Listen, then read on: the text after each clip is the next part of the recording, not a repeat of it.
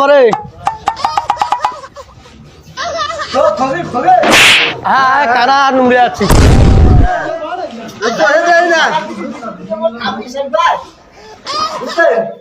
একটু কম দেই তো সকাল থেকে তো কতগুলি আসি কতগুলি লোক দেন ভাই কয়টা ফকির আছে এটা তো আপনি কথা কই দিছেন আপনার কথা বেশি হয় সকাল থেকে মহাজন এই যাবো তো 42 টাকা গেছে আসলে গয়মের বাইরে এরকমই হয়